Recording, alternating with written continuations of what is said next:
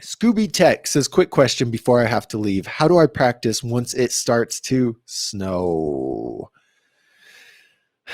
So Scooby Tech, we're working on some drills for our bike school members that you guys can do like in the garage or even in your house. And they're not necessarily like trick progression drills, but they're more like bike control drills so you can still stay fresh on the bike. Like for me, if I don't ride for over a week, I feel really rusty. Like I get on and I just don't feel connected to my bike like I normally do. And so I think it's important throughout the winter to still have that connection to your bike, even if it's not actually doing tricks, so that when winter's gone, you can start riding again and you feel comfortable riding. And so we're working on some of those for our members. I don't know, stuff might end up on the Bike School YouTube. I doubt it, but I don't know. But with that being said, like just find ways that you can spend time on your bike, even if you're not going to be like riding it, like say practice tricks on your back.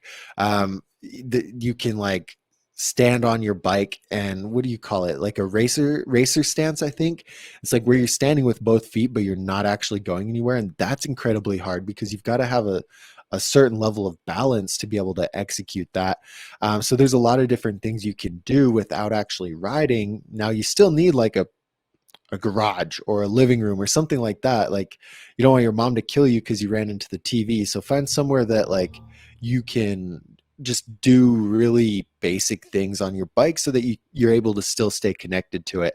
That's hard. I spent a few years in Montana, and every year when it would snow, I wouldn't be able to ride. Now I worked in a shop and we had like a pretty big warehouse, but it's just not as fun. Like, oh, I do some bunny hop bar spins and stuff like that, but it's not the same. So it's really hard to still stay passionate about it throughout the winter.